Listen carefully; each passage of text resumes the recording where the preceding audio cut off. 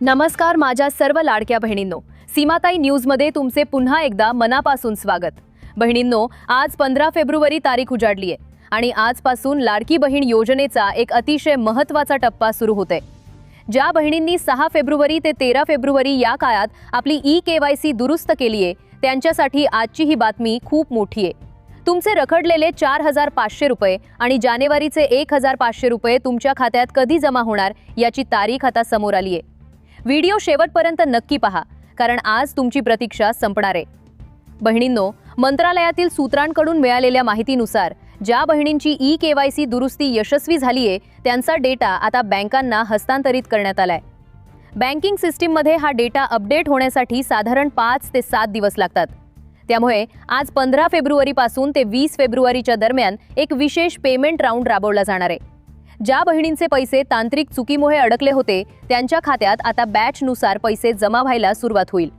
त्यामुळे आजपासून तुमच्या मोबाईलवर मेसेज कधीही येऊ शकतो। अनेक बहिणी विचारत आहेत की ताई, आम्हाला नेमके किती पैसे मिळणार? केस 1, जर तुमची नोव्हेंबर, डिसेंबर आणि जानेवारी या 3 महिन्यांची रक्कम रखडली असेल तर तुम्हाला एकत्रित 4500 रुपये मिळतील।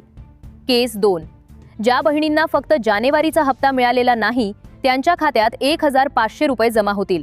हे सर्व पैसे डायरेक्ट बेनिफिट ट्रान्सफरद्वारे पाठवले जाणार आहेत। लक्षात ठेवा, ही प्रक्रिया टप्प्याटप्प्याने पार पडते, त्यामुळे तुमच्या मैत्रिणीला पैसे मिळाले आणि तुम्हाला मिळाले नाहीत तरी घाबरू नका।